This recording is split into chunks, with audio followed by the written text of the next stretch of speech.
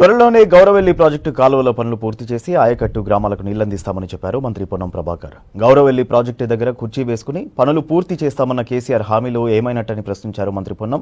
సిద్దిపేట జిల్లా హుస్నాబాద్లో నిర్వహించిన మాజీ ఎమ్మెల్యే బొమ్మ వెంకటేశ్వర విగ్రహావిష్కరణలో మంత్రి పొన్నం ప్రభాకర్ పాల్గొన్నారు. బొమ్మ వెంకన్న చూపిన ప్రేమాభిమానం చిరస్థాయిగా నిలుస్తుందన్నారు మంత్రి పొన్నం. కార్యక్రమంలో మాజీ ఎమ్మెల్యేలు చాడా వెంకటరెడ్డి, తుముకుంట నర్సారెడ్డి, బొమ్మ శ్రీరామ్ చక్రవర్తులు పాల్గొన్నారు. ఈ ప్రాంత రైతాంగానికి సంబంధించిన చిరకాల వాంఛ అన రాజశేఖర రెడ్డి గారు చెప్పినట్టుగా ఈ ప్రాంత ప్రజల పీఠభూమి ఎత్తైన ప్రాంతం. వీళ్ళ గుండె ల్యాప్టాప్ కంటే ఎక్కువ కూడా వరదకాలం అని కొట్టుకుంటా ఉంది.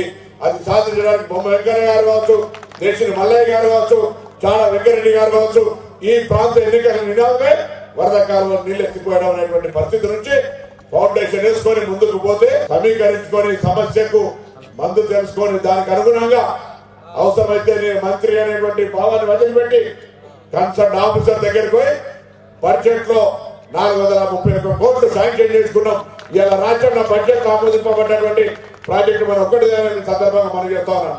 సరే కొడంగల్ ఉండొచ్చు, ఇతరత్రున్నా ఈ ప్రాంతంలో పెండింగ్ ప్రాజెక్టులకు సంబంధించి నిధులు కేటాయింపబడ్డాయి.